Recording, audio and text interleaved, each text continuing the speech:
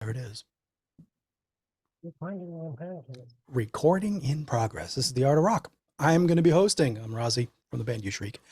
Welcome everybody to the panel. We like to talk about stuff, put it in public, and see what it stirs up.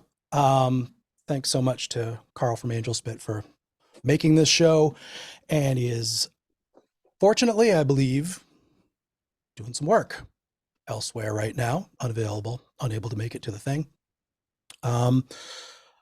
So I will take the reins and say that the land I'm on has been historically cared for by the Massachusetts tribe. So I'm taking a moment to honor the first people who lived, worked, and loved the Boston area long before colonization. And let that sink in. It's a long time ago. We've got a few things to talk about this week. I want to start it off by, I had a sort of general category of taking things off of your plate. Like deciding which things you don't need to do, not delegating necessarily, but it's a question of focus. And I don't want to necessarily get right into that because I think that's kind of a meditation one maybe for later on. But in my, quest to always bring the energy level down as low as possible, I just thought I'd throw that out in the beginning. But before getting too general and process oriented, let's talk a little bit about lyrics and words, perhaps. Brett, you brought up some stuff before we hit the button that sounded interesting and like we all might learn something. Yeah. So that's really just kind of what I've been working on this week. I've got a couple of beats and I'm kind of looking through them now. Honestly, I've got two sets that I'm working on. One is actually, it's not associated with any kind of beat yet. And that's pretty rare. Usually when I do that, they end up just kind of being lyrical poems that sit somewhere. And they may or may not get used, but that's also one of those examples is what Aussie Rob, or what I threw into Discord, and Aussie Rob grabbed onto. Nonetheless, the other one, the other two, are both kind of inspired by personal events. So with everything I do, I try to take real world things and fictionalize them, and so that way it's not actually directed at somebody in specific. It ends up being more directed about the feeling, emotion, the zeitgeist of it, if you will. Well, that's kind of what I'm doing. I find it like on the topic of how deeply you're burying the real world surface stuff. Like I think I've mentioned this before, but I've always found it really difficult to present that stuff in a recognizable way, like things that are going to be traced back to exactly who it was. And I don't know, the Doors come to mind and Taylor Swift comes to mind, and it's just this on the sleeve kind of way of like, yeah, it's one way of communicating, and it's somewhat confrontational, and it's got a power of its own to people like, oh, I know who that person is, and that's another person that's available in the culture that we can know exactly who they're talking about. But like making references to things that happened in your family or with your interpersonal relationships, like these people are alive. I know them. They're going to hear it, and this might not be a way that I wanted to communicate it. I'm making stuff up. I'm another character. It might not be me. There's a lot of complicated things go on. Yeah, and so, well, the entire premise of Demon Hate is that it's a fictional character to begin with. So, it's like, I get to talk about them in third person, but it's just, at the end of the day, that entire reality is not real. So the rules don't have to behave the same. And that's a powerful technique. Do you have most of the time when you're writing this character in mind? Do you operate with like a style book or like a story, or is it improvised on the fly as you go? It's improvised on the fly at this point. It's a character I've had for a very long time. And so, it's at this point, it's pretty well carved out in my brain how that character thinks. And furthermore, that character is also based on a mockery of a trifecta. And so, as I design it, it's always coming from 3 points of view: What are the 3 parts? a demon, an angel, and a man. And so, as I write lyrics, it's kind of from that world. And so, one line might be from one character, and then one line might be from a different aspect of that character.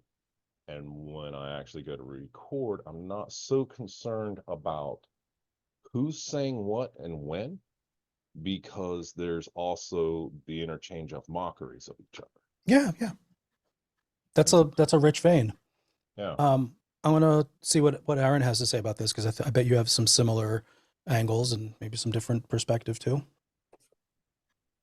Yeah, I think like in tandem with that, it's if you kind of take a step back, because I think a lot of people get stuck in self-editing and self-censor mode and be like, I probably shouldn't say X, Y, or Z. I say send it, full send, and get to a point where you record everything that you want to record.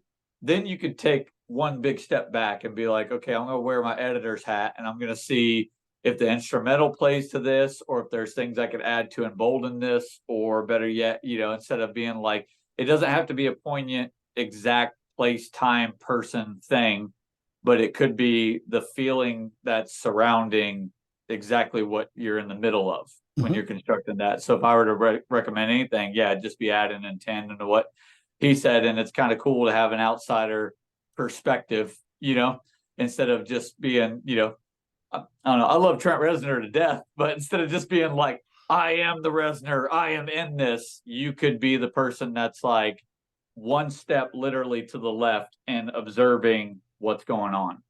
Mm-hmm. Mm-hmm. I was listening to an interview with the artist Poppy a couple of days ago, and she pointed out that when you feel that, and she's somebody who hops genres pretty freely. Doesn't seem to be bound to a particular style of lyrical delivery. Some of it's very light oriented and some of it's very dark oriented. And she runs an interesting gamut, from at least from my opinion. As she said, that when you feel that reticence, when you feel the aversion to do or say something, that's when you should push into it and at least, fully consider embracing it and doing it and see where it goes. If it's not going to, I would say if it's not going to harm anyone, maybe, or if you're not going to do anything irreparably destructive. But it can be precarious. Anybody else want to jump in on that? Brett, do you have more? Yeah, I was just gonna say that I find that especially on like the first drafts of going through stuff, it's more important to capture the spirit of what you're going for, because you can always use different words to describe it, and soften it or make it more venomous. But yeah. Alex, please join in.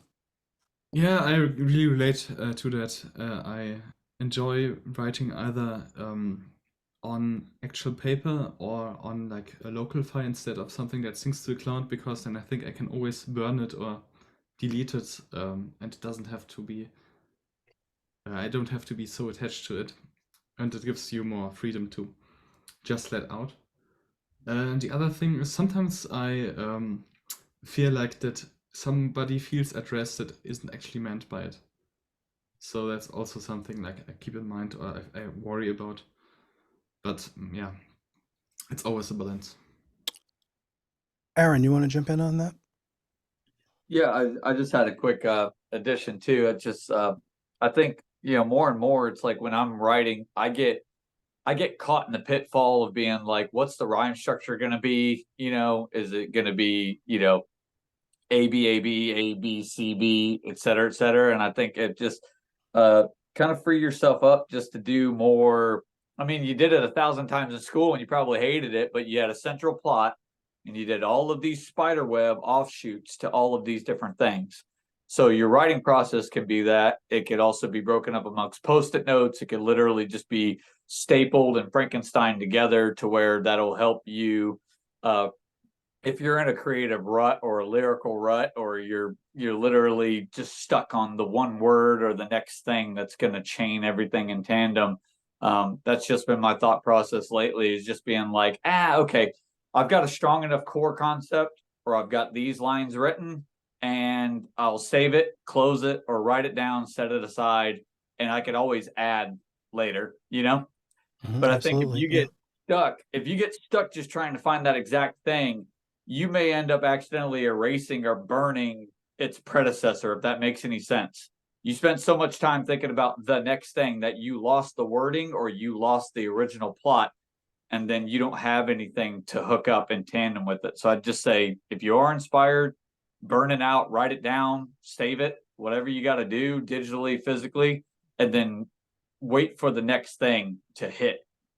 I want to touch back on the save it thing, but before we go back to that, Alex, where were you going to take it?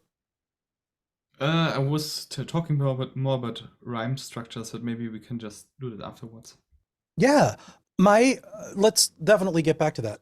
That's like the actual structure and some of the rules that we look at and break. But Aaron, do you keep track of your archived stuff? Do you truly burn your darlings when it's something that you found isn't going to be used and get rid of it? Or is there and anybody else who has a method here, is there some process you can talk about, or that you've developed, or that you're living, that goes with words? I think there's a few, like if I'm just legitimately not ready for it yet, if I only have 4 lines written, almost every installment of Wicked Stories has been anchored in like 4 lines or 8 lines. And I don't have anything else. I don't have anything else to build. Like it feels like it's too short, and I'm just going to get to a point where I get frustrated because I can't string the next thing. And obviously you can't force inspiration.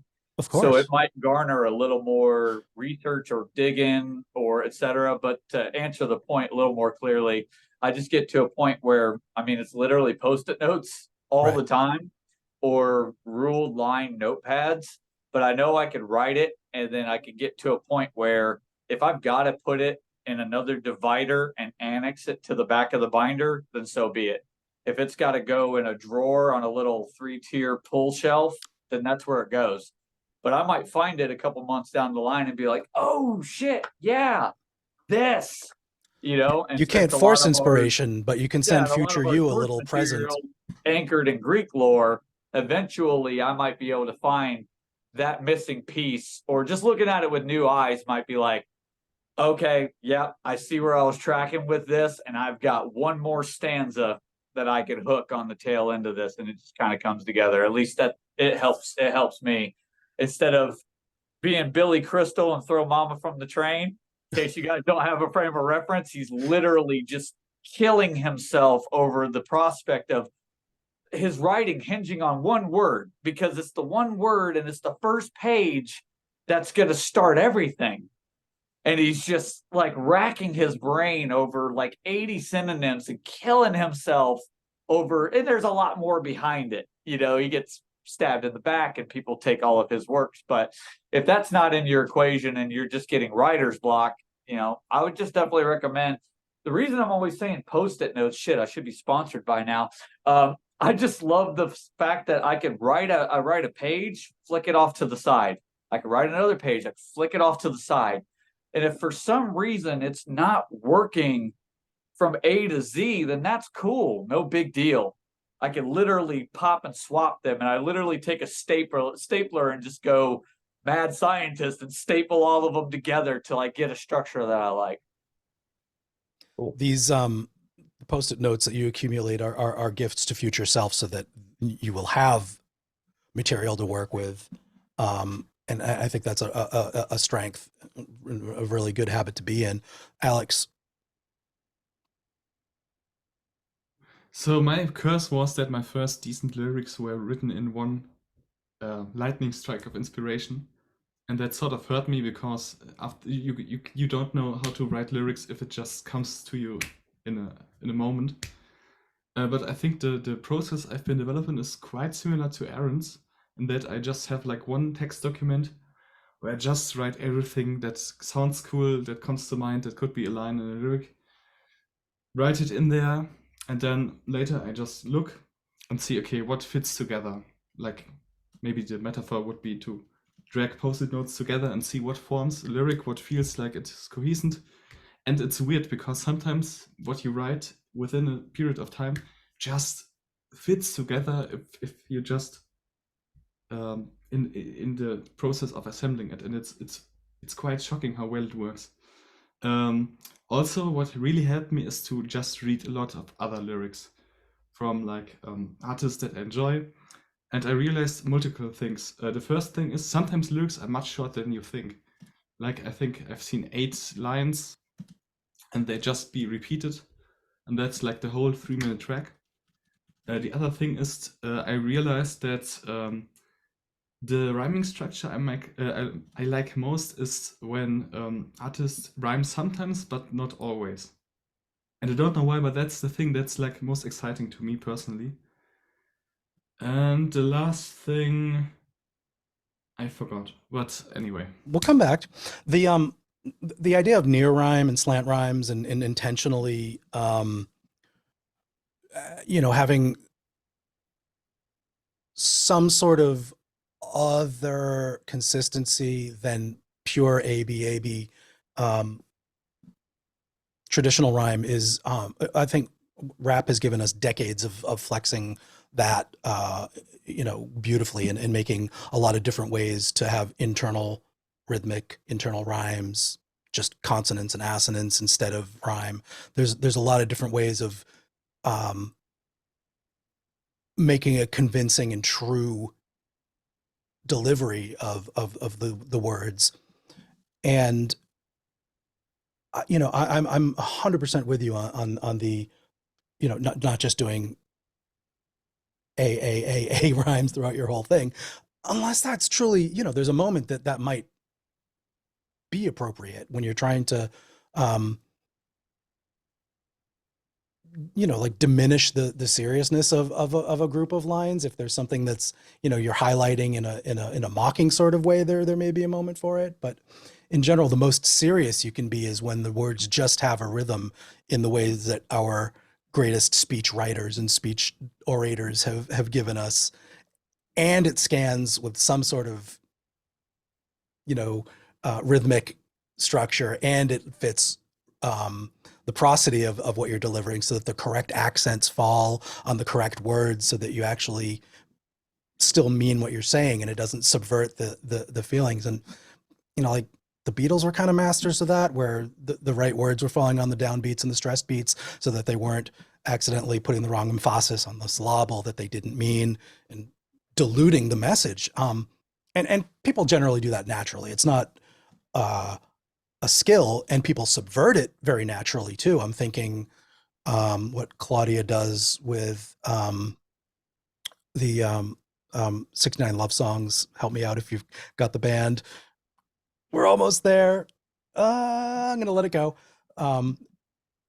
Magnetic fields. The variety and number of ways that you can get your message lyrically and true is, vast and probably infinite. Brett, do you have more thoughts on the lyric process? I have some more things that I can jump in on too, but I want to hear what you So have I to had a say. couple thoughts, in terms of the rhyming and also how I approach it. So one of the questions there was, whether or not you just kind of burn, the things you don't use. Mine are like more permanently archived. Occasionally I'll like go back through and I'll find, a Google Doc with like 4 lines, like, kind of like Aaron's post-it notes. And for me, it's always been kind of more of a kind of like a form of journaling.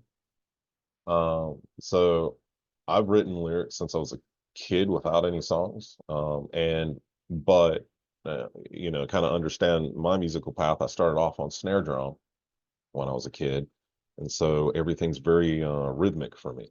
Uh, so rhyming isn't as important to me. Yeah, I do use it, and I use a lot of different methods to get there, but I borrow very heavily from the forgiving parts of rap and hip hop, in which you can literally rhyme the middle of the word or some other part based on the rhythm.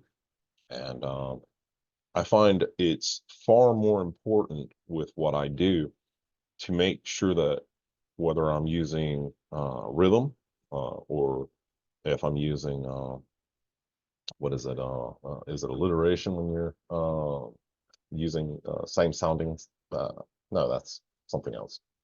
It's what V from Vendetta does. First consonant being the same on every Yeah. song. Yeah, Yeah, on every I don't word. have a term for it right now. I was not a great English student, but uh,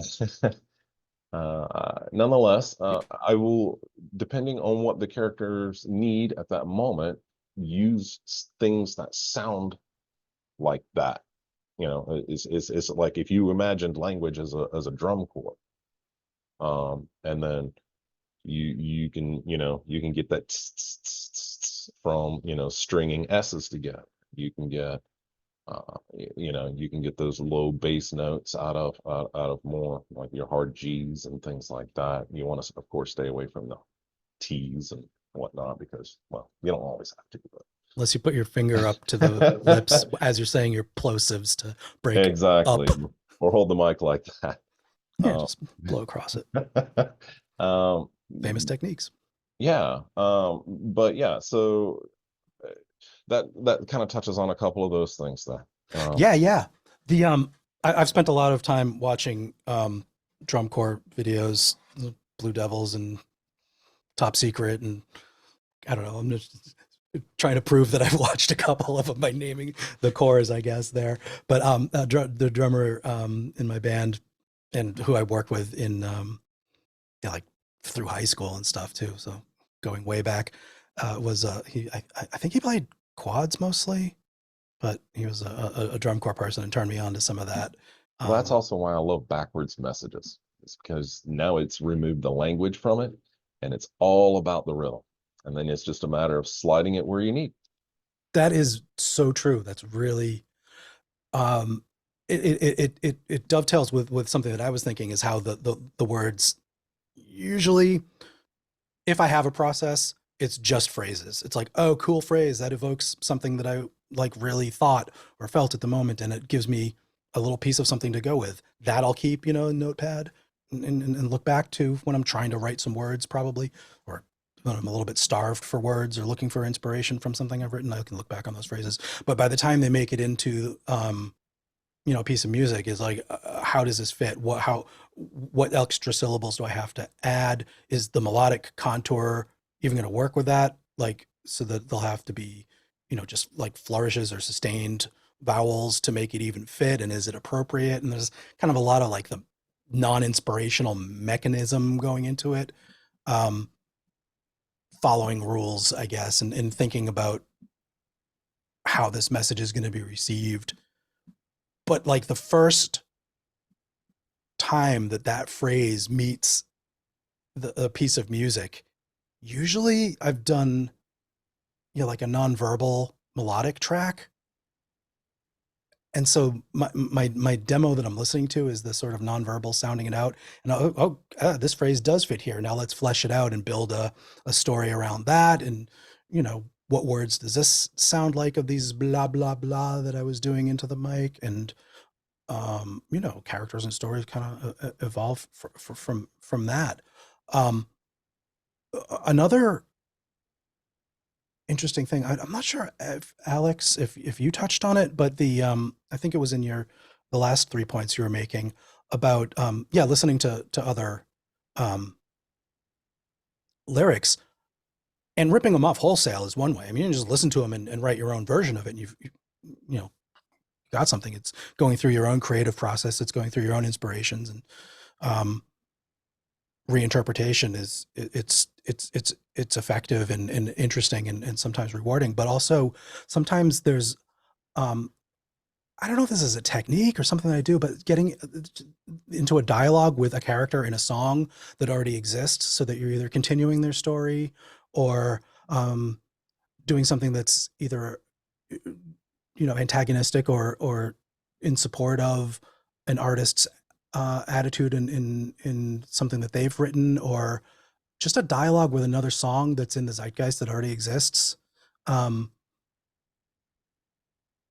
You're cashing in a little bit on the power and strength of the myth and story that song is perpetuating, but we're all essentially telling the same 3 or 4 stories. It's not like breaking completely brand new ground and doing something that hasn't been heard before is the goal at every single minute. That's certainly being unique and novel and twisting things in your own way is respectable and crucial in some cases, but to extend an existing story and mythology is a really, like, I don't know, if nobody else gets it, at least you did, and you felt a little connected to something that was meaningful to you. Alex, what else about that? Yeah, I think it really helps, as I said before, to just see what do I like about this particular lyrics. And sometimes you also realize that when the lyrics aren't blanketed by the song and they are just like bare naked, they don't hit in the way they do in the song. And sometimes when you write lyrics, they're just exposed and it feels like really naked. But if they're like in a song, they work much different. And it's good to realize that and to keep that in mind when you're writing yourself, because then you can be much more forgiving that something doesn't sound right, or maybe it sounds preposterous or over the top, but in the song it might work. Yeah. Does anybody have strong feelings about printed lyrics and lyrics existing in isolation from the music? I think maybe Seal said, "Who the hell cares what I wrote? It's what you heard that matters," and he doesn't print his lyrics because of that. And I don't know. I'm kind of into that idea. I've written lyrics down, and I think Spotify and Apple with the synced lyrics is fun as hell. Like, I like when they're going along with it, but I have a problem with some lyrics. I'm not sure what the difference is.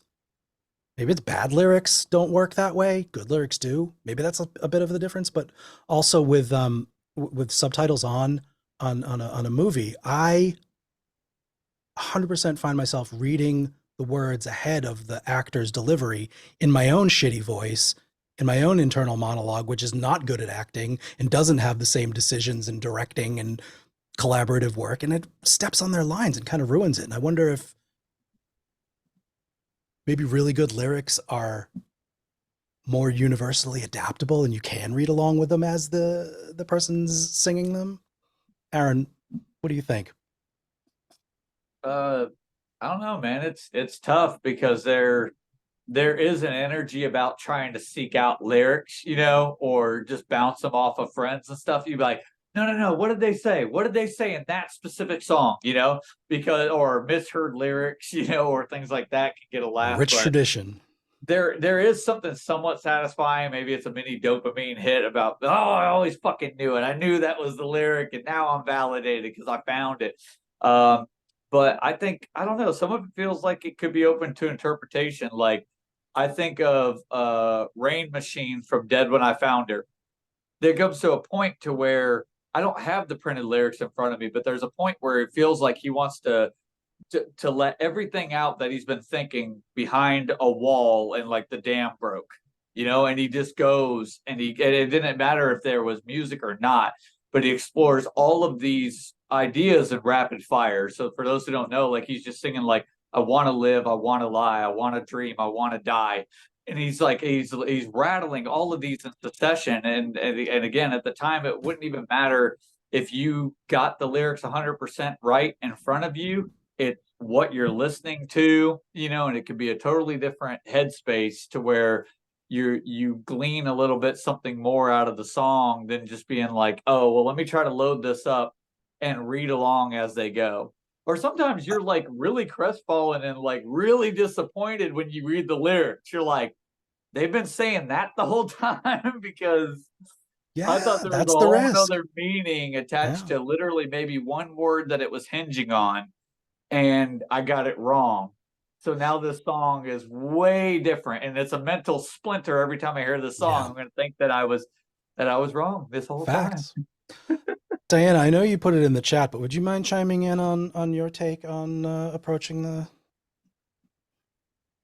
receiving the lyrics, please? I seriously, if I can, on a first listen, I will be reading the lyrics while I have the music on, while I have the album on.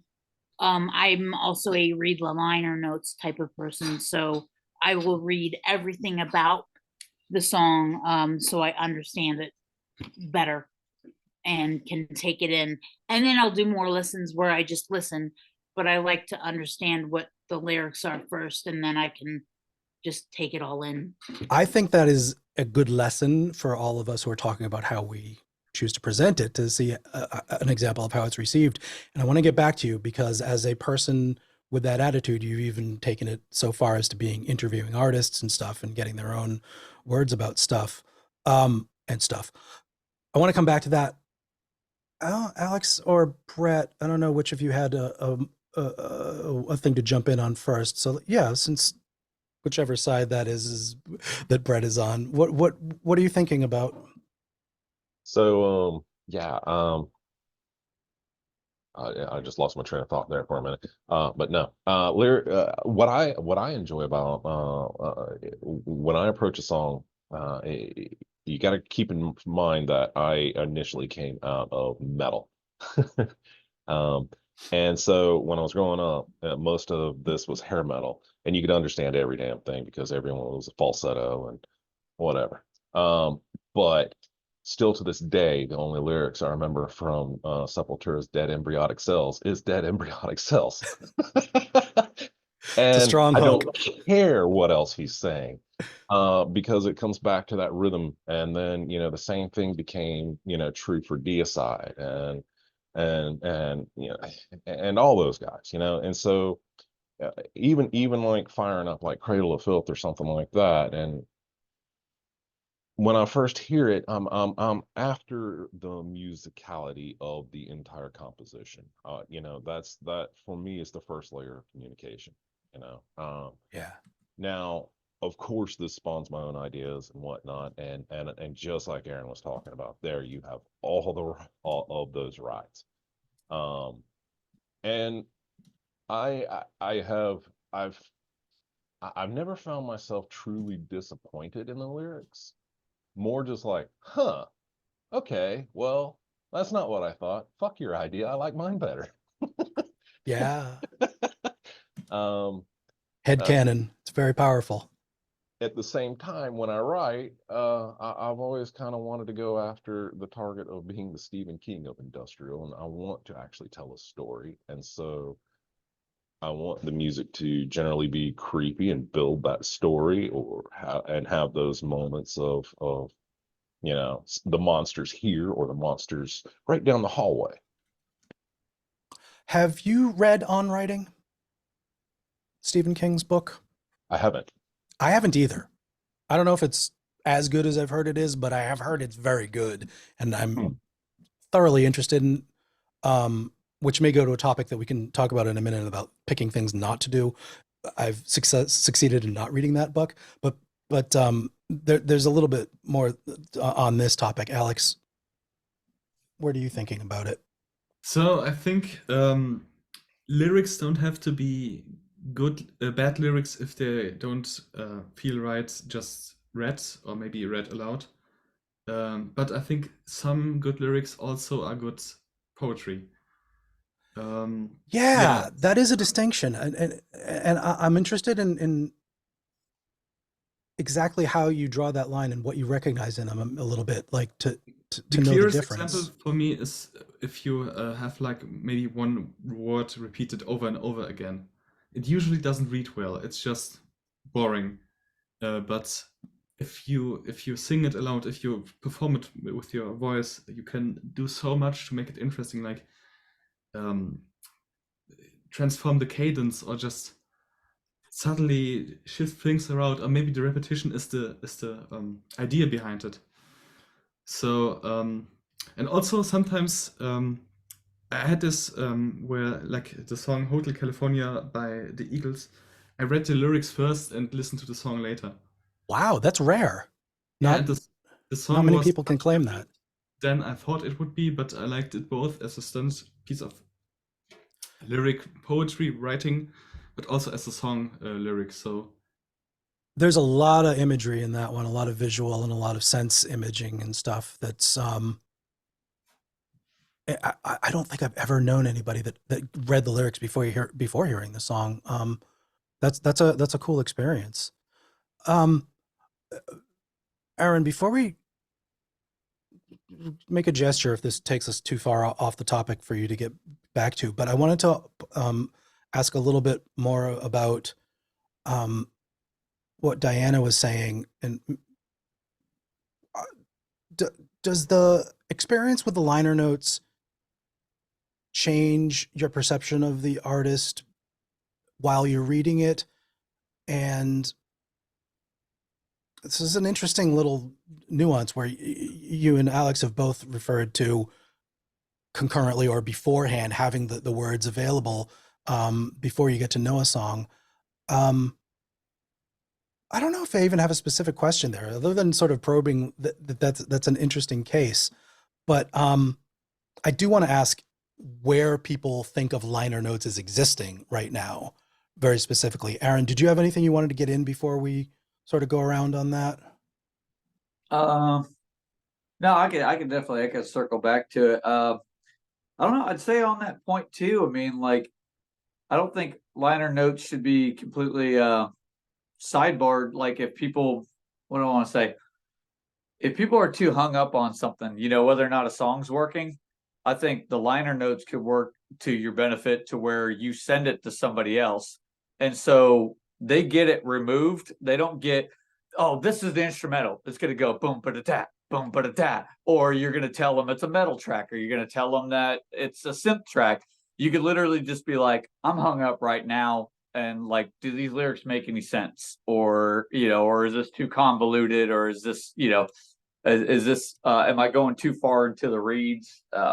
I don't know. It could be a good tool, you know, if you use it, or if you've never done that. I mean, you know, you can definitely use liner notes to your advantage, and kind of use that as your sounding board or your test audience, just to be like, you know, does this make sense? Like, just from a basic standpoint, you know.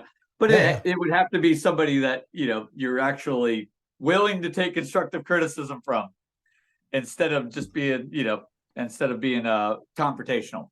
Yeah, that would be a better way of being hit with the bad news for sure. Alex, do you have more on the liner notes versus where? Yes, but first, to Aaron's point, I also do that sometimes, that I just hand them over to a friend and see what they're thinking. But I feel like the more important thing, that what they think is what I feel while they are reading the lyrics, because sometimes that's very revealing. How do you get that because- information?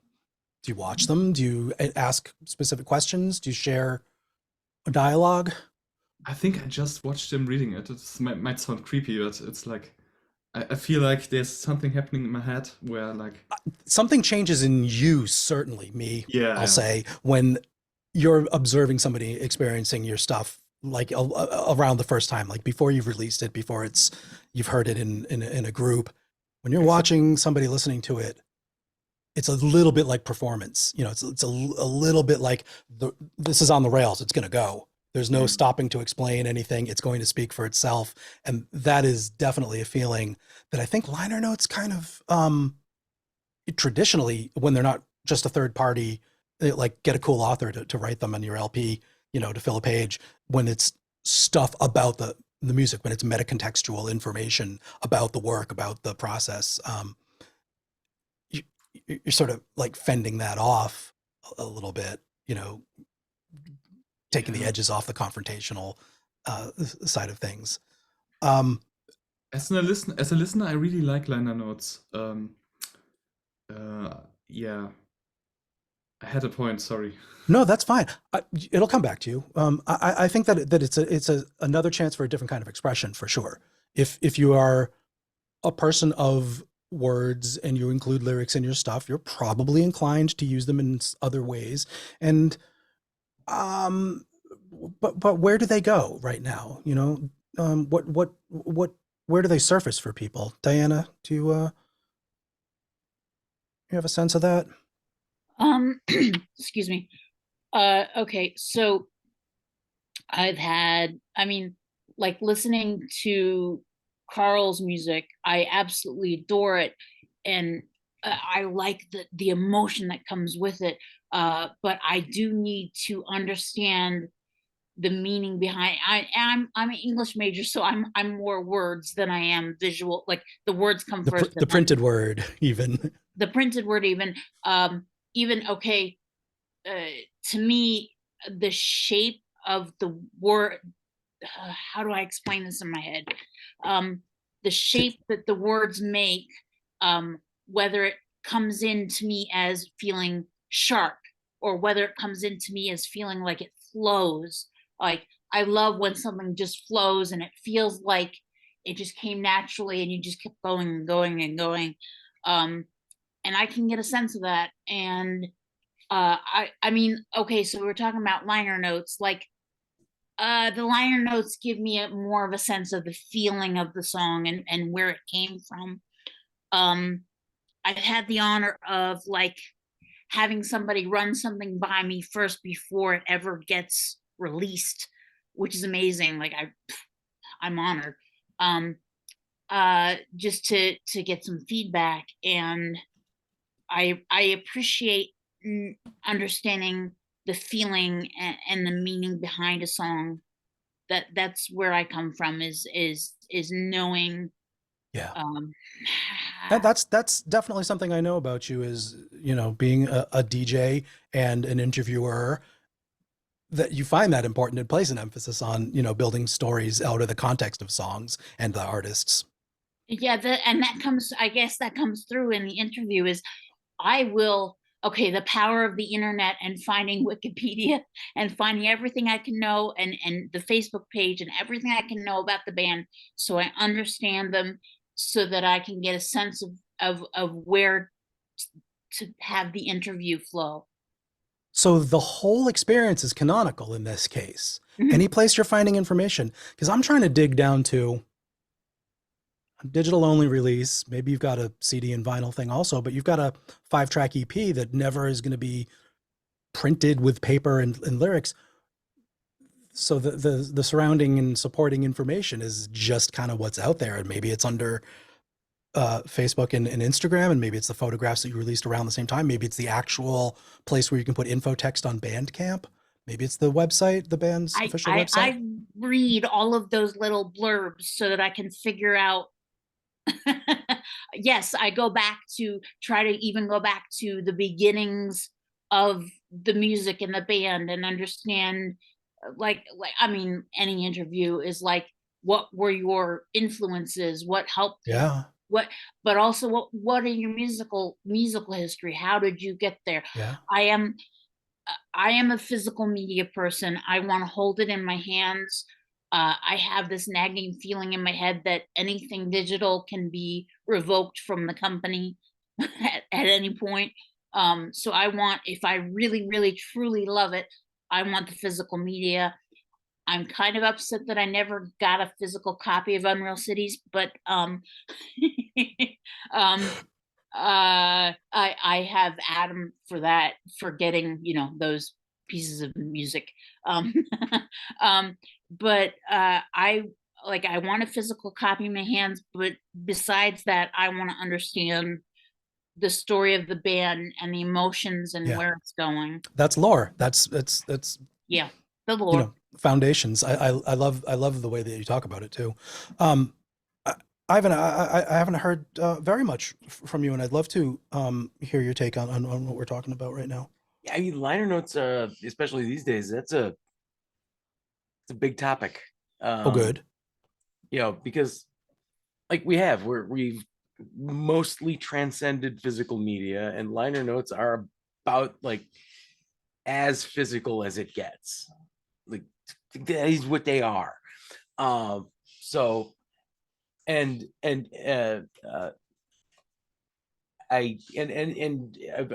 with you. The problem with digital is your rights can be revoked.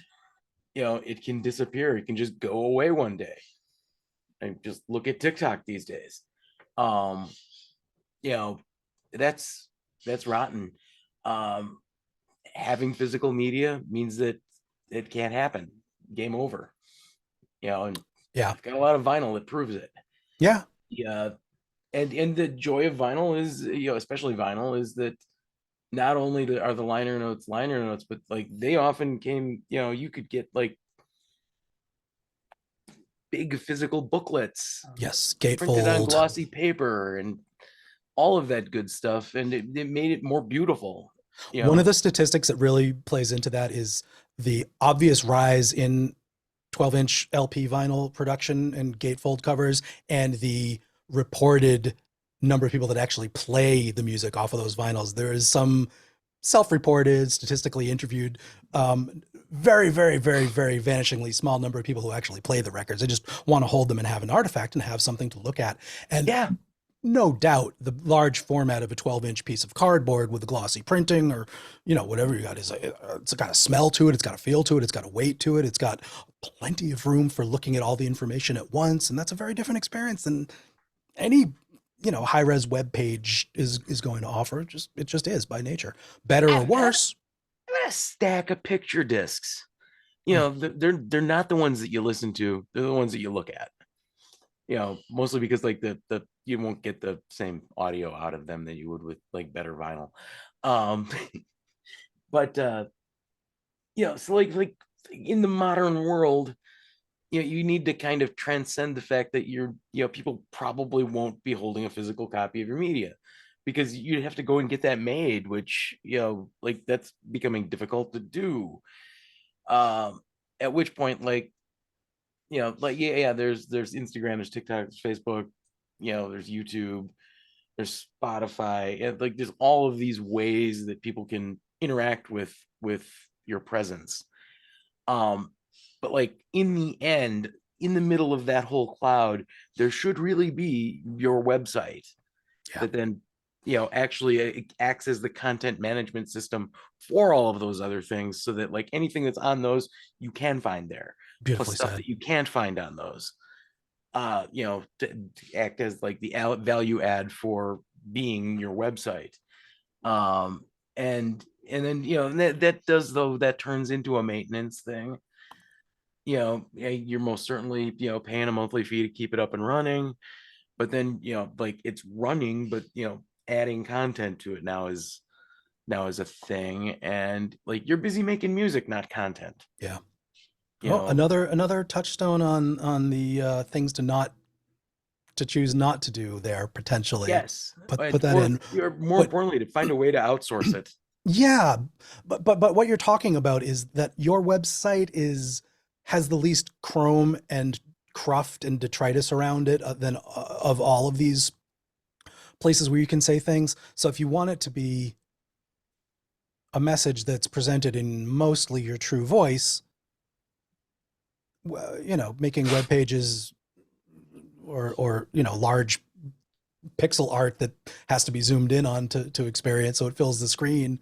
These are certainly ways of controlling the space around it, the frame, the presentation. Whereas doing your work under the auspices of Meta Corporation, you're in there and you're in context with other things that hopefully your fans are and friends are putting around it, and that's a different, valid and brilliant experience that we didn't have prior to the past 10 years, 15 years, 20 years. And these are but like, the website being the way that you can sort of control a message as part of your presentation and the lore of the thing. Yes. Most specifically, and I also wanted to touch on like the decision of how much you're really telling your story from the same perspective as you're telling the music, as you're presenting the music in those other media. But let's When move you've over. got control of the advertising around it as well. That's I mean, to put it, to put it down to that. Bluntly, like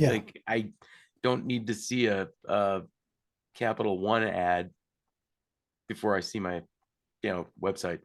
I want to have that sort of political discussion also, but I want to jump back to Alex and then Aaron.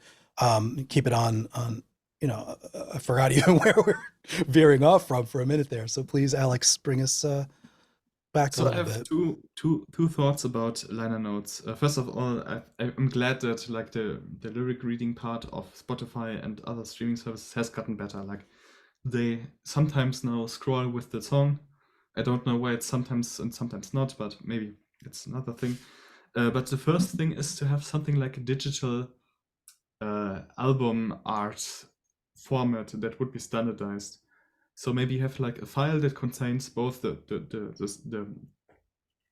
sonic aspects, like the individual tracks that can be extracted, but also like one container that also contains your album art that can be expanded on your phone, that you can have nice vector graphics and pictures that you can just scroll around.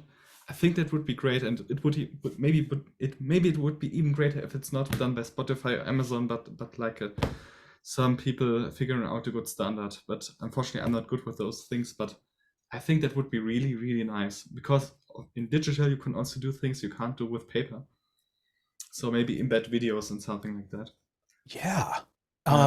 And And the DSPs are indeed giving us ways to do some of that stuff and various compromises and stuff, but not in a universal format like you're talking about, where it's structured and you know that if you present animation A, it's going to appear in the same sort of format on all the DSPs. Did you have more? The other idea that I had is like to have like an album that's just paper, because you have like the liner art and then a code where they can log in and download their music, and have it digital. Maybe you can be nice and let them re-download it or something like that. Yeah. But because then you can go all nuts and you don't have to spend this much money, because just printing paper is as expensive as printing CDs. So that would be the other idea. And maybe people at shows can pick it up and they have like a physical thing, but it doesn't take up much space. It isn't like as taxing for the environment, but they still have the same feeling, and maybe you can sell to them a bit cheaper. I think that's a brilliant idea, that even if this artifact that your physical goods that you're creating doesn't contain the music and it's a companion to it, it's still a completely part of the lore, the parcel, the object. And there's a lot of ways to make that stuff, whether you're hand printing or including things that you've touched, including like printed photographs or signed or handwritten excerpts or pieces of your lyrics or your writing, or or just fully printed and produced, artistically crafted stuff by a friend, or if you're getting into screen printing on your own and using interesting artistic archival papers and binding them. There's so much you can do with that to make a valuable thing that isn't just a record that nobody's going to play, that's probably got less environmental impact and is easier to ship and will actually have the same meaning, or as much meaning to the person receiving it. Alex, I just wanted to jump back to the timed lyrics. Musics Match is one of the companies that if your distributor doesn't have it, that's Musics with an X, IX, musicsmatch.com. You can tab through it and sync your line by line, and also scroll through with a finger to time word by word. So depending on which outlet you have, Apple Music supports the word by word very nicely. I think Instagram, TikTok, and Spotify do the line by line perhaps, but it's DistroKid I think has it built in also, their own thing. But if your distributor doesn't have it, then you can go to Musics Match and participate in a whole economy of, you can do it for other people's music, you can do it for your own, you can request that people do it for yours. And I think I've seen all of the stuff that I've submitted get out there. And I've done like Susie and the Banshees and my own stuff and a bunch of different artists just, to participate in it, because it's kind of fun contributing. I don't know why, but I've bought into it. I think, Aaron, you've probably been champing at the bit longer than everybody else. So please jump in. No, you could. So yeah, I think everything that kind of rides in tandem with it is.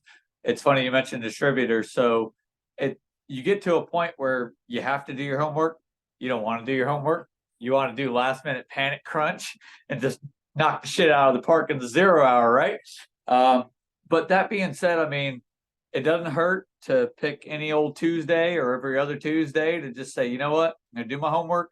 I'm gonna do my analytics. I'm gonna see who's listening. I'm gonna learn my audience. I'm gonna see what countries, what male, female, age group, et cetera, et cetera, et cetera. At all of those things, because that could be a new way to consider your listening audience.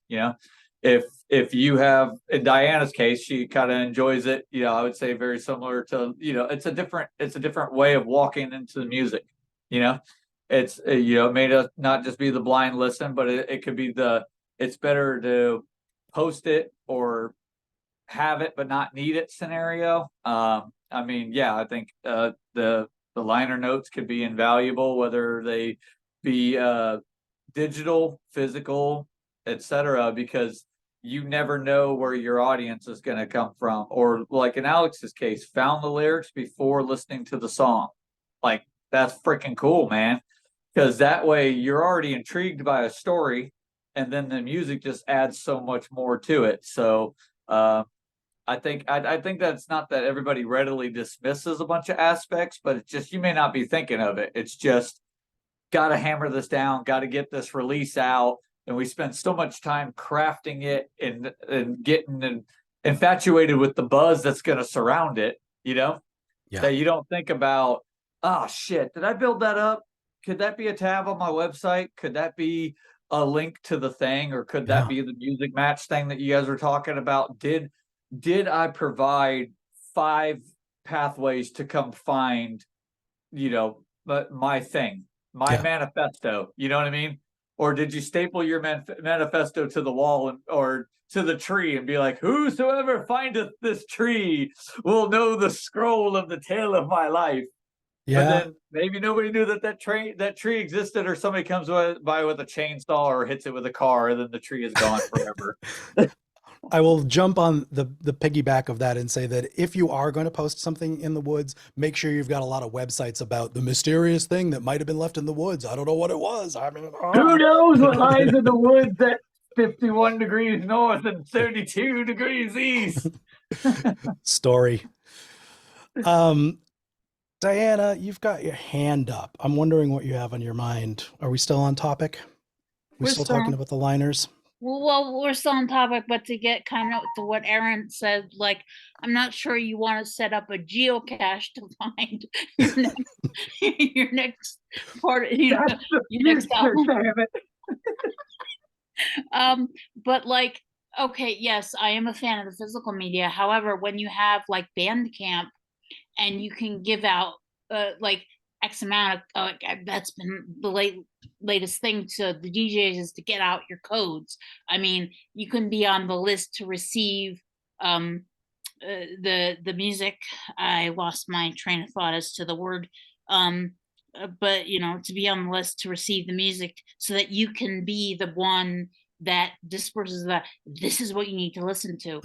And like, okay, so for me, part of MTV TV, I mean, since before MTV TV, excuse me, I've been this is cool, you need to listen to this. This is cool, you need to listen to this, which means I've bought multiple copies of certain albums because I've just given them out because you have to listen to this. So that is a part of MTV TV is, here's something cool, you need to listen to it. And I'm the one that searches out the bands to say, yeah, we need your music on the channel. But then, like, okay, getting back to liner notes, we get to the artist spotlight, and I'm searching out who should we have for the artist spotlight, because I want you to know as much as you can about this band, this artist. And that's part of those liner notes, I think. The difference between you and a hipster is you want to tell everybody about it. Share the magic. So you were there first. Okay, the other thing is I am I get into a hyper focus, so I'm going to. I have hyper focus and I have access to the internet, so I will find out everything I can about a band, and then say, "This is so cool, you need." And Adam will tell you, like, I get into these, like, I don't know what to do with my energy because I'm so excited about this thing. That's the kind of energy that we need to tap into as artists and independent artists, probably without a promotional budget and without a marketing push and plan and budget. Rewind, go back to this issue of download codes. As a DJ, where's your favorite place you get these download codes from? I know Bandcamp's got them. I failed to generate them. They only give you so many, and it's a little bit daunting. But how is this received? What's the experience like from your perspective? Tell a little bit more about that. Honestly, being on email lists, being on like the indie label lists that they're gonna send you, promos, or just sometimes it's a Facebook group, honestly, and the different DJ groups that so technically my DJing is MTV. That's my show, and so I want to find all about it. And I'm slowly building up to having an actual DJ show again, but if it's a DJ code, I can still access them, and then I'll like send them to Adam because he's got the shows every Saturday. I really can't, sorry. This is good info, but like, I feel like definitely a personal failure at doing this promotion stuff. As someone who's had a DJ promo list decades ago and was very enthusiastic about delivering pre-release stuff to DJs, I'm not doing that personally at all anymore. And I think it's because we see the numbers directly and it's like, oh no, I want everybody to buy the thing. This is awesome. Like right from the jump there, look, it's a purchase. Cling, cling, ching. That's wrong. DJs magnify stuff. DJs multiply stuff. Get it to the DJs early. Make sure you find the, we send it, use your SoundCloud, use your whatever, and find ways to offer your good stuff to the DJs, if it's personally and directly or through a mailing list. Diana, do you get approached more frequently and successfully by individual artists? I know your show and channel are based around that, or from being on distribution lists through labels and DJ pool kind of stuff right now in 2024. In 2024, right now, honestly, it's been the individual artists. A lot of times it's the individual artists, and a lot of times it's the email. Honestly, email is still a very integral part of what we do and how we communicate. All right, lesson learned. I'm going to adopt and adapt. I hope it's effective. But thank you for bringing that up and sort of serving as a instructional tale. Ivan, are we still on liner notes? Yeah, are we going we are. into communicating? Alex definitely brought up a very interesting and good idea, which liner notes are in the modern world. I mean, that's metadata. Yeah, like it's thick metadata. There's a lot of metadata going on there, but there right now is not a good standard for packaging up the music and the images and the metadata and then releasing that all at once to pick your streaming service. And I think it would be lovely for once, in this industry, if we could have a good standard instead of letting, SoundCloud and Apple Music and Amazon and YouTube and Facebook all come up with different things that are completely incompatible with each other because they want to be special. Screw that. We should have an RFC written for this. And, and then just like force them to follow the RFC instead of, you know, making up their own stuff. Has everybody here actually seen a traditional one sheet that used to get distributed with an album or a single? This was the closest thing we had to a standard. I don't think that the EPK, the electronic press kit, is an equivalent in any way, but the one sheet was, I mean, I think it went out through distribution to rack jobbers in the actual stores so that they'd have a, you know, a point of purchase, you know, branding identity to maybe push the thing and what the marketing was behind it. But it was image of the thing, the 2 lines about where, and then the bio and the market positioning and stuff. It was pretty standard. I'm not saying I long for that type of standardization, but where, Ivan, what you're talking about, being able to easily tag sections of your information so that they've got XML style, maybe metadata about the metadata at least. So that does exist to a small extent from distribution licensors to the DSPs, the streaming providers, in that title and author and subtitle and album and ISRC codes, the UPC codes, like these things do have a bit of consistency and structure to them. But Ivan, what we're going to need is for you to do a good front end where they're all put on one page and you don't have to do them in multiple places and all this stuff. Yes. In English for artists. Yeah, no, and yeah, no, because it needs to be easy for artists to use, because I don't expect anybody here to casually know XML or JSON or, you know.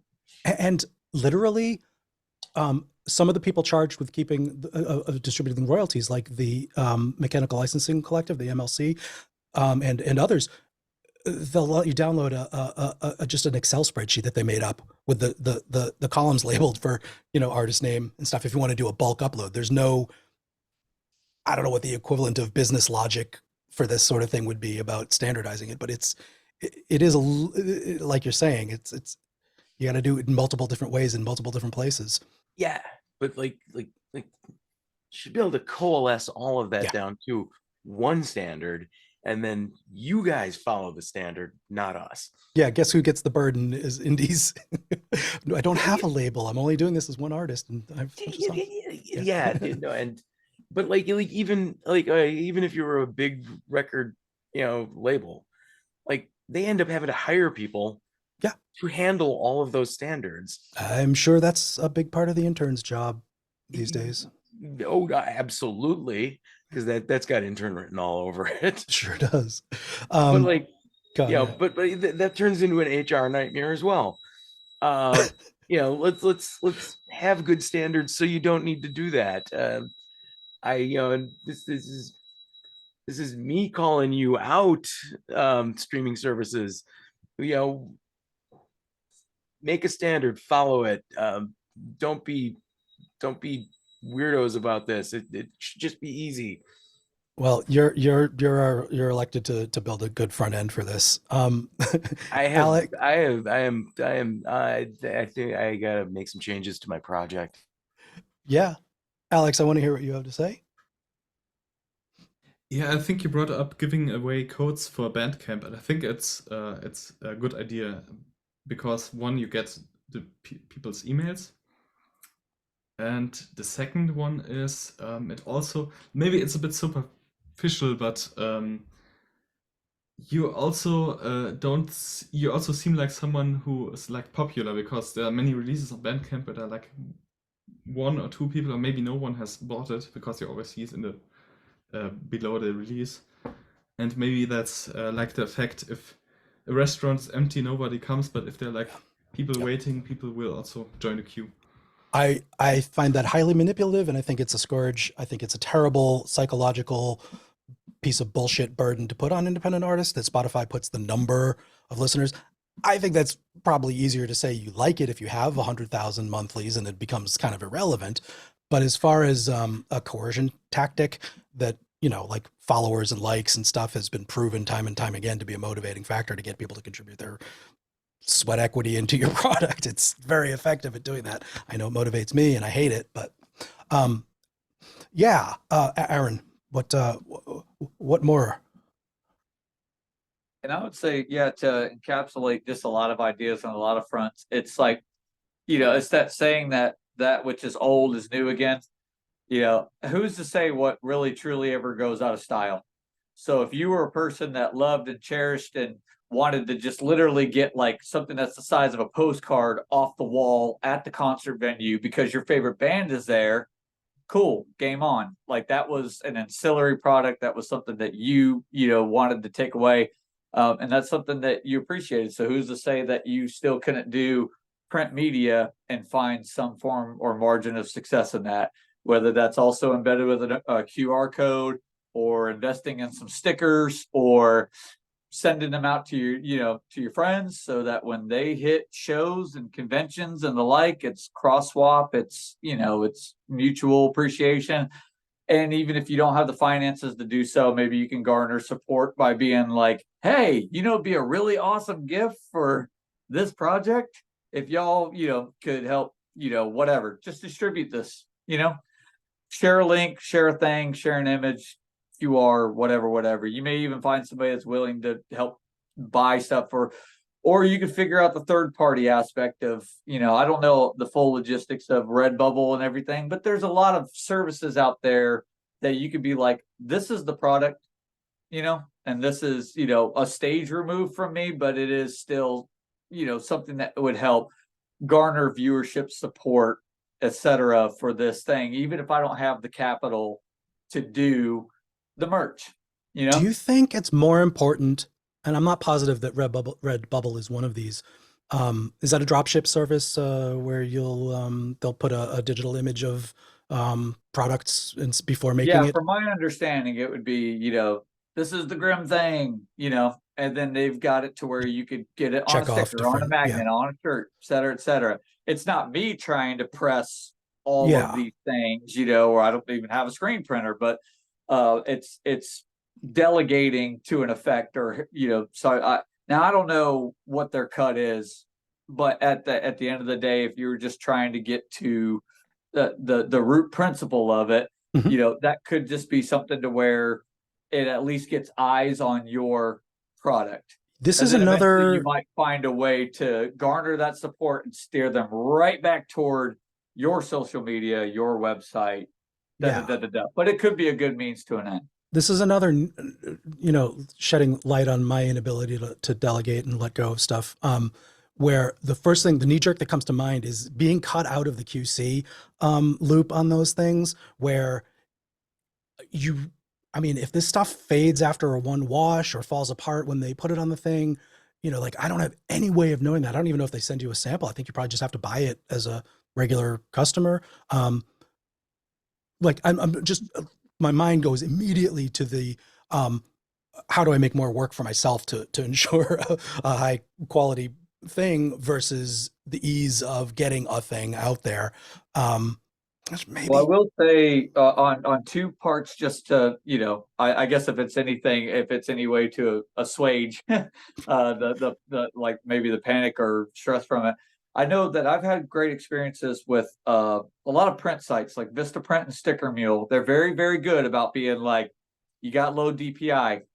There's a lot of funk in this. Well, you know, we're going to try to touch it up. Yeah, Everything is, you know, everything is to your approval before they ramp production. So at least in that, that's important. Yeah, yeah.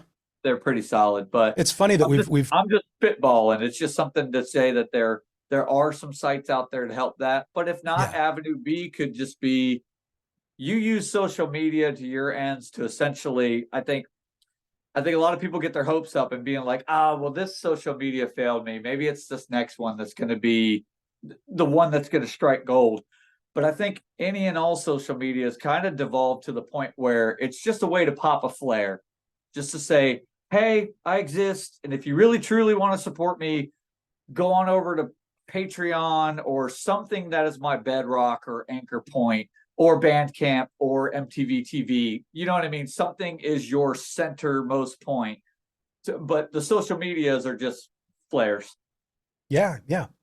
And they're part of a campaign. They're part of a presence. And going back to the idea of where you're building your lore, they're parts of it, but not the sum and whole of it.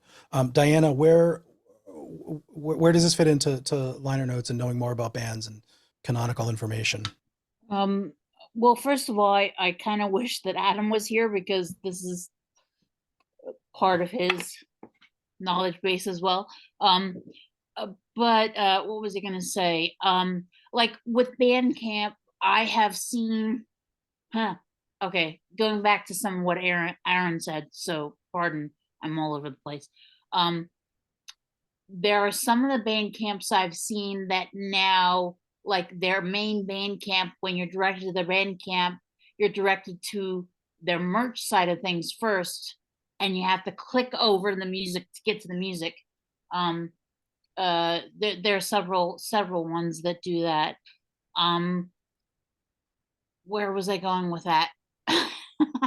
Probably something about the importance of merchandise sales, but yeah, mostly stickers.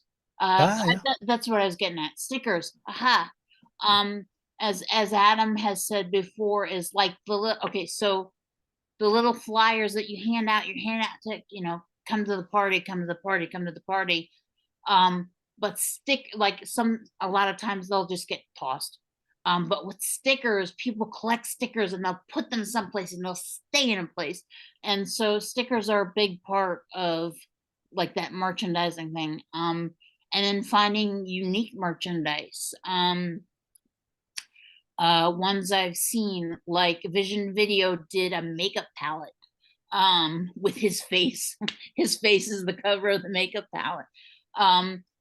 I don't know what unique merchandise you can come up with, but yeah, is sometimes I've seen the Bandcamp actually be directed to their merch, their Bandcamp merch link first, and then you have to click over to the music. Yeah.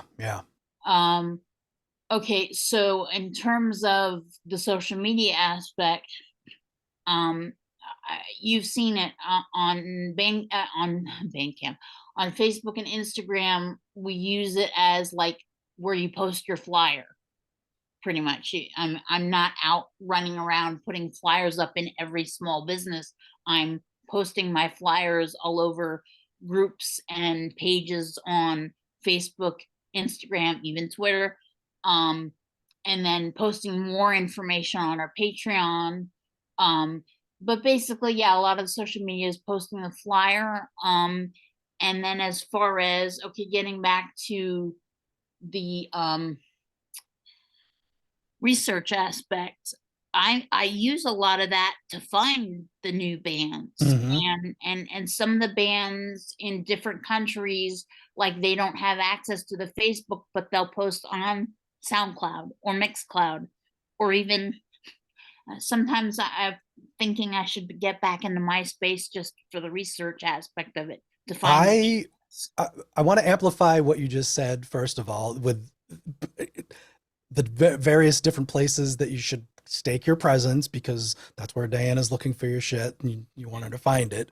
But also, I resurrected a 1998 through 2006 database, and the number of MySpace links in it that had live information that was still current and led to some place where they were actually active was maybe 1 in 10. They were still like not active on MySpace, let's say, but there were still at least breadcrumbs trailing to something on their the DJ Cloud or Mixcloud rather site or Facebook page.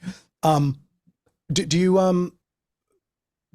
often find bands that kind of only filter into one of the places that you're looking, a little more obscure, or are they usually everywhere?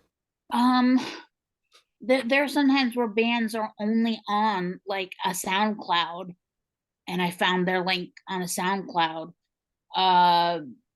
Not that I'm trying to say that I look for the most obscure, but you know, sometimes you only have sometimes people only have access to certain sites, or they only have the I'm gonna say, because I completely understand it, is the energy to be posting.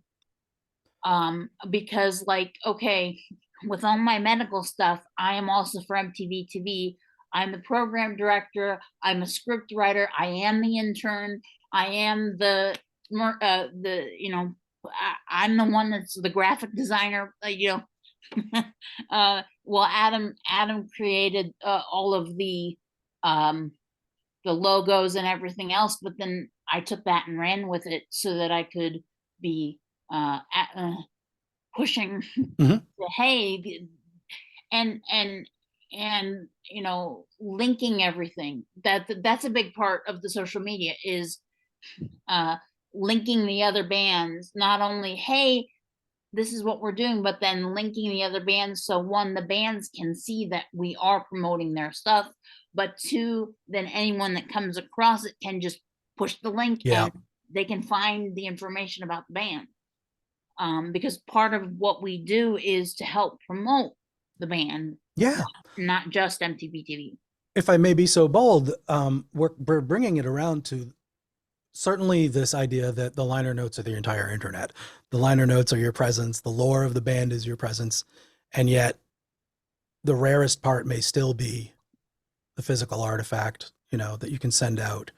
And I think one of the most resonant parts is Alex suggesting to decouple those things, where even if you're not planning on printing, you know, CDs or LPs or cassettes or something, having something between a sticker and a booklet, something unique to actually mail or give out at shows. It's an interesting puzzle to weigh. It does get more complicated, and then, you know, if you're not intrinsically, like, as part of your statement in the craft, like thinking what to print, what to create, what to mail out, what to carry around with you, you might not be.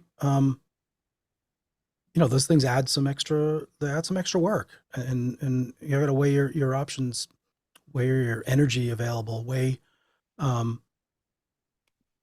if it's a sacrifice to you or if it's empowering. And I'll just add that I was not on some of the places that people liked to be for a couple of years, and extremely off of, like, Facebook in particular, like completely, and not, you know, not even logged in. Pixel wasn't tracked or anything for a really long time, and I'm not sure what negative impact that had.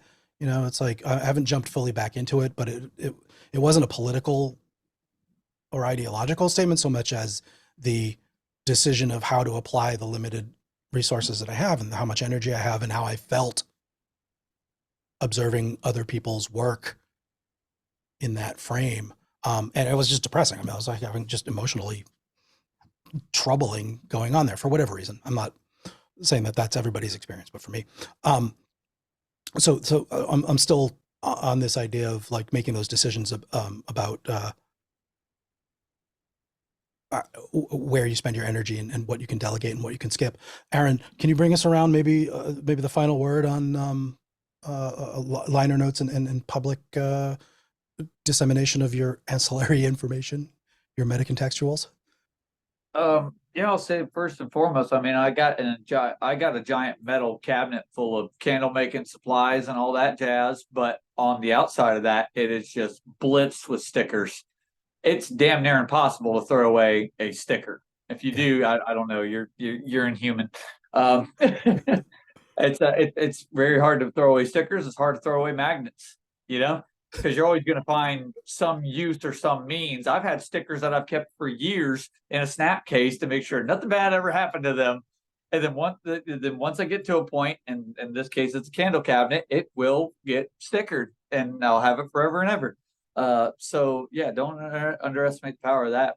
And I'll also say, I mean, yeah, to kind of circle or tie it together. I mean, Diana brought up a good point about making sure that it didn't matter if it was the flyers that you're handing out in person or if it's the digital means that you're stringing everything together. It has to make sense. It has to be cohesive. It might be a point where it might be mentally taxing at first, but once you get into a rhythm of making sure that everything works, then it works. It's literally like if I wanted to have a yard sale and I only have one sign up, who knows what's going to happen to that? You know, it might get ripped in half. It might get blown off by the wind. The yard sale might have said this way and it gets turned that way. If I do not have subsequent 6 signs, you're never going to find me. And then I'm sitting in my driveway pissed off because nobody's showing up to my yard sale, or in our case, nobody is listening to our music, or they're not at the venue. And you're just like, well, what the hell could have happened? Well, you might have squandered your opportunity because you thought it was so apparent. That's one thing, one post, one and done, baby. They'll find it. Not always the case, Right. you know. And I'm still on board with, I think, everybody here. It's like there's a whole wealth of really awesome things you can do digitally, but then there's also still that tactile. I Yeah. like to hold it, decorate with it, cherish it, the process. You can put the precious, on the shelf, on the table, in a case, et cetera, et cetera. You never know how people are going to enjoy your media. So why not do your homework, do your research, do everything you can to help embolden what you do on a digital front, what you do on a physical front, and hopefully you're going to find the intersection of where those both play very well together. Yes, and you indeed. can maximize what you're doing. And they can change from month to month, but that's not a big deal. You can just say, hey, you know what? This month I'm gonna lock in. It's full digital, baby, full send. I'm gonna do everything I can to try to make this work, or maybe even a 3-month metric so you don't feel too much pressure. But you can say, I'm gonna do 3 months of digital things and I'm gonna see how that flies.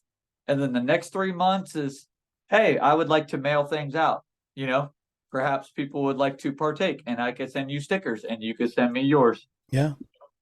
Where, you could have a little bit of fun with it, and you could also kind of gauge the metrics and the feedback that you get. I definitely have motivation and interest, and it feels natural to do postcards and 1-inch badges. Like those are two things that, for whatever reason, on the collectible side of things, stickers too, but those are things that I've collected and still kept and still have in boxes and drawers, even if I don't have them pinned to myself or up on my walls. They're the things that I take them down off the wall after they're pinned there and save them and keep them for a lifetime, in the same way that I do record covers and cassette J cards and stuff. Alex, you've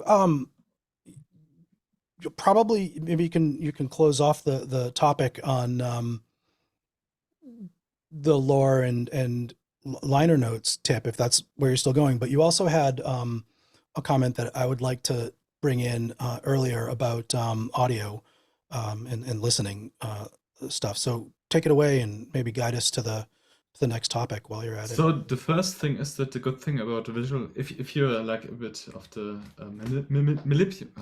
if you're Machiavellian and a bit manipulative, you can also think that if someone has something physical of you, they will remember you and your project much more often, because it's just something that's literally in your life, and they don't need to remember you. Go to Spotify and type in your project name. It's something that sits in their home, and that they that's part of their life, basically. Yeah, so much truth to that.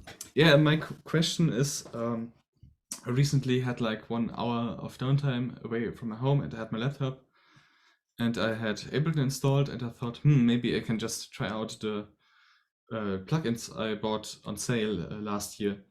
And so I did that, and I had like professional in-ears with me, and I thought they would have decent quality and they sound great.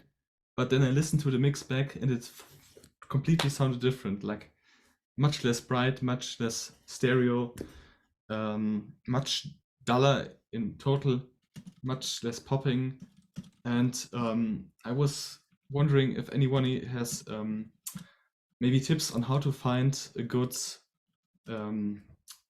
way to monitor on the go without breaking the bank, but still having like something that transfers well to maybe speakers or bigger systems. Yeah.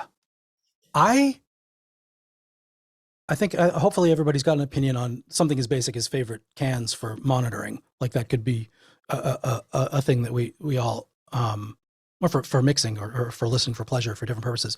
But the two things that come to mind, and hopefully I can articulate this the way I'm actually thinking it.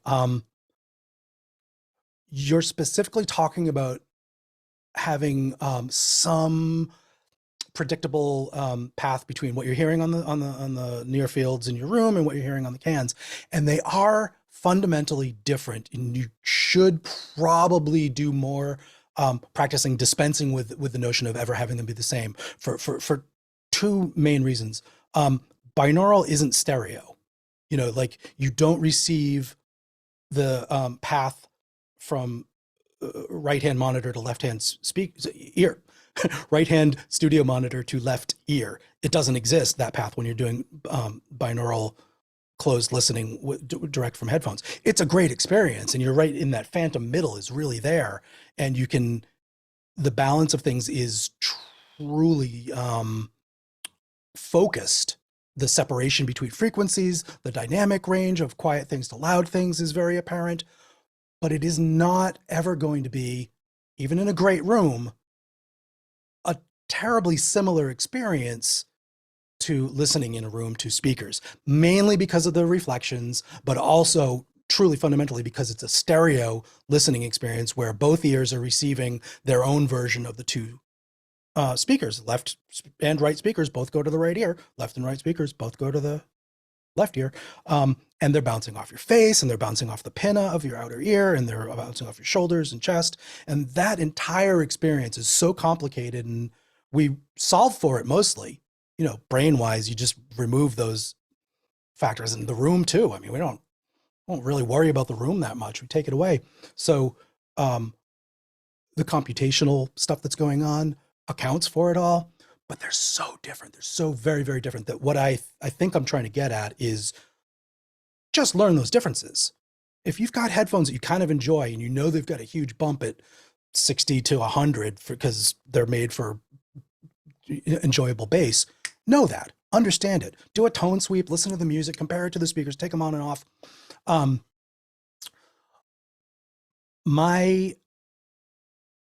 I haven't done mixing for other people, music stuff in a couple of years now. COVID scared me from having artists in my room here. I just, I don't do it anymore.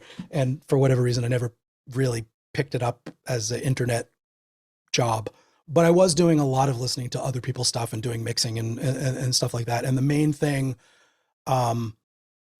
for this translation idea that you're talking, I don't know why I'm doing air quotes for that. It's not, that is the right term. To make it translate kind of universally is to have a few sets of earphones that you know well. You've made the effortful, you've paid attention closely and listened to the same cut back to back on a few of them, and your favorite songs that you know really well. You've understood the differences, and you've listened to them pretty loud, and you've listened to them pretty soft, and you've done the put one ear on and put them on the table and listen to your studio monitors from the other room and then put your headphones on and just do all of those comparisons a lot and keep up to date with it. Your earphones are going to age. They're going to sound different. You're going to find different favorite headphones. You're going to really enjoy the pronounced bass of them. If they say they're flat, they're not, but neither are speakers in a room. Nothing's flat. Nothing's perfect. So I hope I'm getting to the actual point that my belief and what experience I do have of some years and hours of mixing stuff and successfully making people go, yeah, that sounds good. I'm not an expert, but my opinion on that from what I've put in the time for is translation is a learned thing for you to do more than you'll quickly decide, okay, these cans aren't going to do it. There's just way too much presence in the, you know, in the mid-range. The 2K is taking my teeth. It's hurting. I can't do that. I can't listen to them loud enough. You'll find other reasons to choose headphones than because they're totally flat or because these are excellent approximation of headphones that you love. I don't know. Veering off topic, but okay. So does that, first of all, have I closely enough stuck to what you're actually talking about? And secondly, does that raise anything before I jump to anybody else who might have something to jump in with? Maybe if I were to buy headphones for mixing, what would be the things I would be looking for?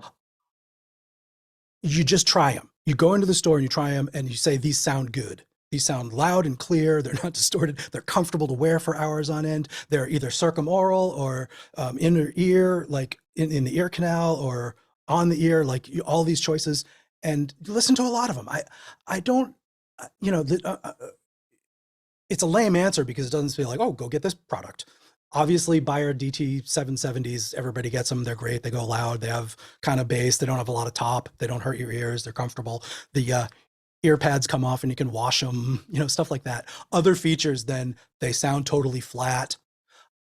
Other mix engineers who do this way more than I do will have different suggestions for sure.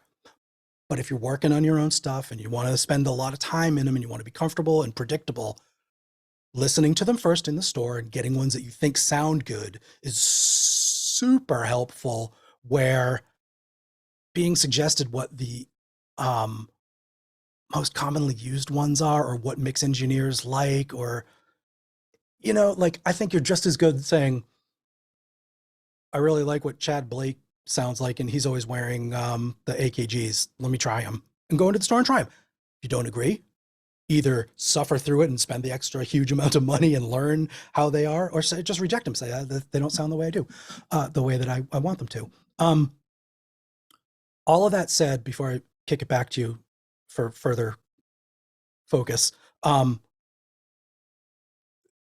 there are things you can miss and mistakes, technical problems that you can manifest in your mix if you're doing all your work on headphones that don't present anything above 12 kilohertz. If your speakers don't present anything below, to be fair, maybe 80, I guess. I don't know how low or loud you're really monitoring. You could miss stuff. And for that, we've got meters. You know, we've got the visual aspect of it. We've got the bring it out to the car, bring it to the club, bring it to somebody else's system. The day-to-day mixing, and this is crazy, getting your balance and your mix and your not fun, but just getting all the stuff. You can do a really good sounding mix on a mono speaker on the desk outside of your sweet spot, just playing back some kind of mid-fi bullshit version of what it is. You get the balances right. You're not going to be seduced by panning and stereo. It's a different approach, and it's not the one I'm at all suggesting, but just by way of comparison, you can do a lot with a Motown setup, you know, wall of sound, placing things by volume and frequency in a limited area. And then you bring it onto your cans and you're like, oh my God, the 30 hertz is ridiculous. It's a constant tone and it's distorted. I had no idea.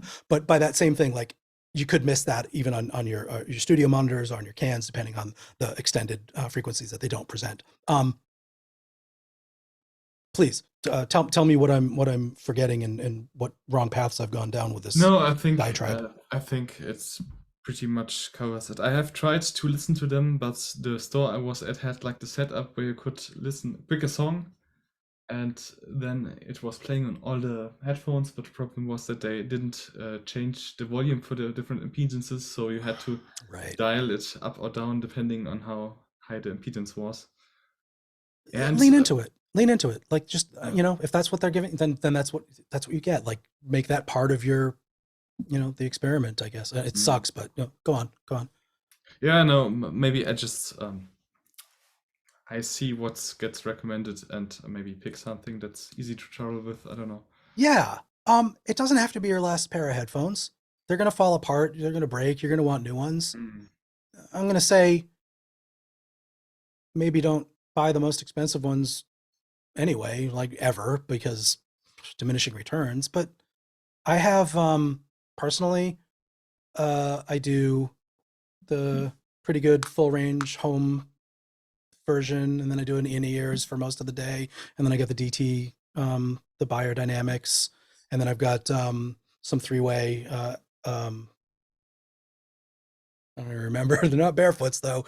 They're cheap ass. I had JBLs and then M Audios, and now I have whatever. I don't get hung up about it. I learn them. I find out what's different. I compare them to other speakers that I already know. Hopefully I've still got the other pair so I can have some sense memory of what they were. Yeah,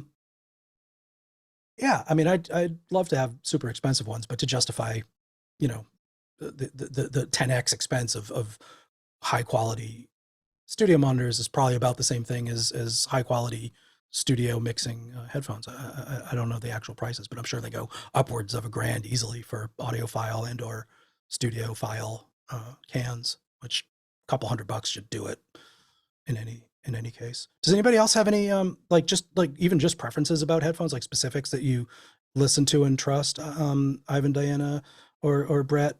Or is this not headphone people? Aaron? Brett, go ahead. I mostly mix on headphones, but and I'll be honest, I have not found the magic set of headphones. Instead, it's really been more of the conglomeration of environments that ultimately get me to a sound that I'm happy with. So a lot of times when I'm designing, I'll be and everything's in its rough stage. I'm doing a lot of that in headphones, and I know right out of the gate it's not going to sound the same when I hit the mains. And so for me, it's design the song, the best you can, how it sounds good, feels good. Let it hit the mains, do your remix. Export that, listen to it again in headphones. Does it still sound good? If not, make your changes. Do it again, and then take it to your car, and then take it to your television, and then absolutely. And one of the other things, maybe you don't do this. I find myself doing is I recalibrate. I get a little oral sorbet for my in between songs, and I go back to Depeche Mode Violator to recalibrate where things are supposed to be, or because you acclimate, your whole threshold of perception shifts as you listen to stuff, and you'll become totally immune to that cranking 5K peak that your actual nerves are now attenuating that you didn't know was there. So it's good to sort of recalibrate. Ivan, you got cans? I do have a pair of Tascam ones, and I hate them.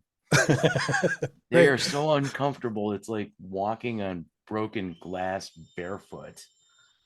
And they're wired on top of it, so I'm continuously hanging myself on that wire.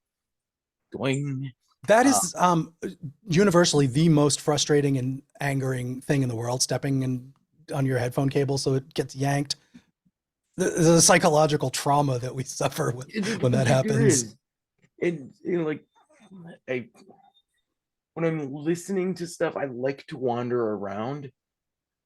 Like I like to get on my feet and really like just to immerse myself in thought on that, on whatever I'm doing. And like studio headphones, they don't let me do that. It's a torture. I am definitely looking for new ones that I can get along with, and I'm looking really closely at the PreSonus. Like they have a Bluetooth set that hopefully would not suck to wear, and still sound good. Are good enough with Be in the Zone. As long as you're not trying to monitor back real-time playing, because the latency on Bluetooth, unless it switches back to that low-fi but low latency profile that it switches to when you're on the telephone, it doesn't sound so good. But the delay is going to be pretty maddening when you're trying to do a slap bass in time with your kick drum. Would be nice to find a wireless transmitter that isn't Bluetooth. Yeah, I think they use an IR direct as the most low latency. I don't know if they still do that. Is that even possible to have that much bandwidth in IR? I have no idea. I just realized I don't know what I'm talking about. Back in the day, I had a set of I think they were Asus. I think it was Asus that made them, and they were straight up radio headphones. They used plain old radio, no Bluetooth, no junk. And I plugged it into the ins and outs on my sound card, and they primarily used them for video gaming. Yeah. Where latency does matter. Yeah. A lot. And and two things. One, like I never really had a latency problem there. And if I was gonna have a latency problem there, I would have most certainly noticed it. Other advantage was they had like a block and a half range. Like I could walk down to the gas station with those things on and keep talking online. Like, you know, what happened? Why is it we don't do this anymore? The only place I ever walk to while I accidentally have the cans on is the trash chute, which happens to be closer than the front door. So they'll cut out while I'm in the hall, and I'm going around to catch back up once I get to the trash chute, and then they'll cut out again when I'm on my way back in. But so why are you suffering with these horrible sawtooth infused razor blade wielding Tascams? Is this just self-torture, or is there something about them? When I bought them, I was not sure if it was something that I was going to need. And so I just got cheap ones because, you know, like I didn't know if it was going to matter or not. I have discovered it matters. I mean, I've got the PreSonus monitors, yeah, and I love them. They're great. Yeah.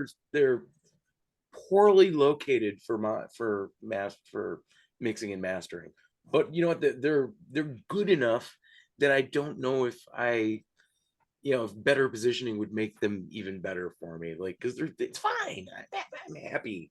And you know, like if I really want to like really get in the stereo field on them, I can just stand up and boom, I'm there. Yeah. You know, and hopefully up on third floor, I'll have all of this stuff more better arranged. Well, there's something to be said for getting the cheap ass ones. If you have like a lot of people, like the most people I ever worked with at a time in this room is like 3 or 4. But you know, there's one in the ISO booth, and there's 2 at the desk, and there's 1 in a chair, and I want them to all have headphones, and I didn't spend bucks on client cans because they're not going to wear them for a long time necessarily. They're probably going to drop them and break them, and I mean, you know, all the reasons you think you want them to be good, but there's different purposes for headphones for sure. You know, like this does kind of get into the, you know, especially when you're getting started, you don't know what's what yet. True. You know, you don't know what you need and how you're going to need it. Like there's always questions going on, but you do need to get started. So it's good probably to not overspend right away, because you're going to end up wasting money, and then that money turns into lost opportunity. You know, so like, yeah, I've got the cheap cans, and you know, I've still got my Alesis V25 25 key controller, and I still use it. You know, it was a dirt cheap. Okay, back then it was a dirt cheap, you know, MIDI controller, because that was pre-pandemic, and you know, like back then that was cheap. Nowadays, if you can find one, it's not like it used to be. Yeah. But like, you know, and like I don't feel like I wasted that money, because it might not be as good as my like big 61 key, but it fits on this desk right in front of me. So of course I'm gonna still keep using it because it still works. Well, I think one of the things that for some reason that brought to mind is, between what you're saying and what Alex is saying, is like any headphones that you see people bothering to accept the sponsorship for, so they're wearing them on their YouTube channel or whatever, like they're probably going to be fine. You don't have to necessarily be super spendy to get something, because headphones have come a long way. I mean, I remember the Sonys that were attached to my dad's hi-fi with the rubber ear pads and the plastic like hollow sounding cups that were just like voluminous and had resonances like crazy, and there was no upper extension and no bass, and they probably weren't even the same. Like they were just like off the shelf speakers without a specific design. Anyway, there's a lot of good sounding headphones. Yeah, no, I mean, very much like mic preamps in audio interfaces. We're living in a golden age of it's very easy to get good stuff. Yeah. You know, without like killing yourself. And you know, like, yeah, once you get up into those really expensive ones, you're looking at nuances that our little human ears might not even notice. Yeah, sometimes, and sometimes you're not even, they're not offering any of those things. They may have marketing bits that include some magical pixie dust, but they're not actually delivering 10x price wise or whatever. Yeah. Yeah. And so, you know, yeah, it's a little frustrating. That's another one of those things that we're seduced and coerced by very easily, when it's easier to read the literature than it is to go and listen to them. But there are not there may be some really great sounding headphones. These are great, but there aren't the holy grail deliver everything you need because you spent more headphones. I don't think. I mean, man, that just seems like that doesn't seem like that adds up. Aaron, I want to hear what you have to say. Yeah, it's a tough pull because for example, dealing with video editing and cinematography background, Sennheiser was always like, oh, the velvet ropes par, and somebody descends with the golden pillow, and like Sennheiser is like the standard. It's a good brand. But they're a solid brand. However, it's like, okay, I'm doing video editing. You know what I mean? It's like, that could be a whole different beast when it comes to, actors' dialogue, sound in the room, the sound effects. You're dealing with multifaceted things. So that may not be the best bang for your buck when it comes from a musician standpoint. Right. Yeah, I think quite a bit of it. Yeah, like you guys said, it's a fit test. It's or some of it is, it may not be a tech side issue. It may be, am I focused on the basic components of the song, if that makes any sense?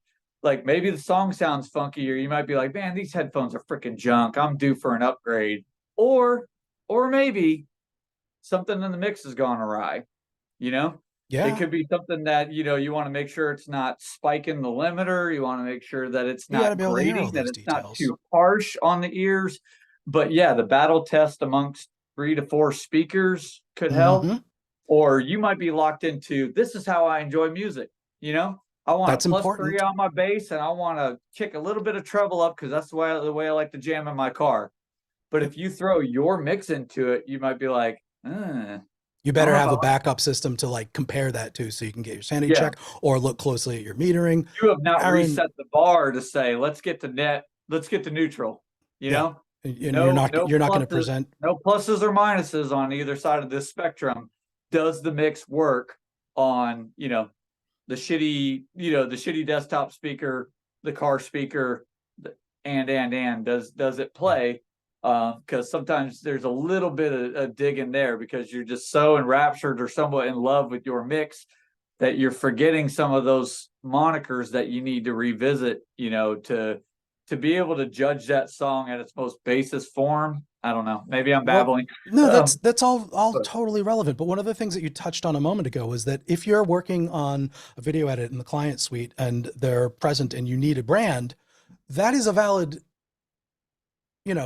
unfortunate but very valid thing, where you might need not to have unpronounceable Chinese brand that happens to be really good, but isn't what clients expect when they walk in the door. One of the video directors that I worked with that had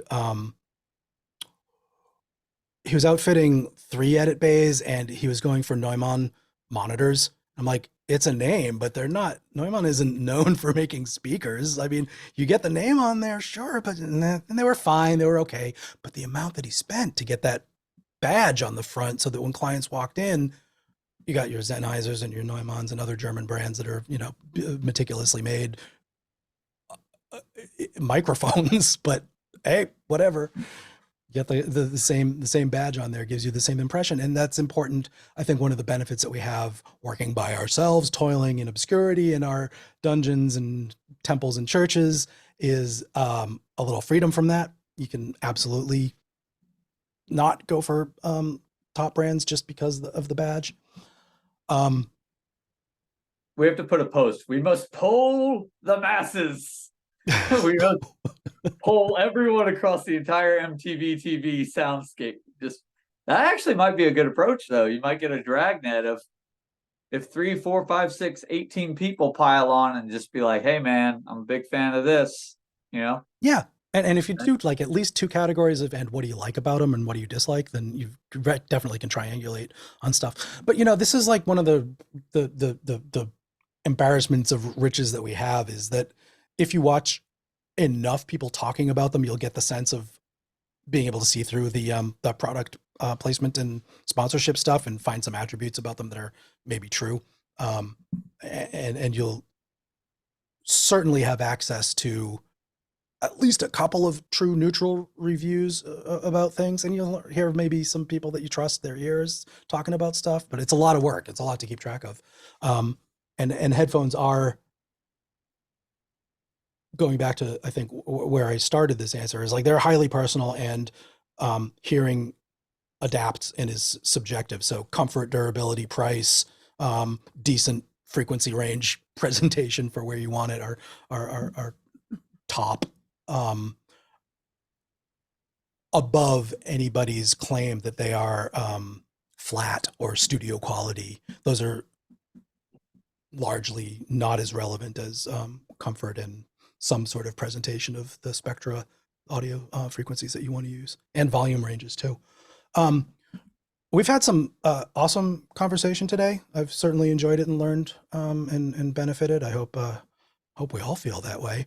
But I feel like it's time to wrap it up and hit the stop button and maybe make wavy hands while we're signing off, in case this does go out to the internet. I hope it does, because it's good to make community.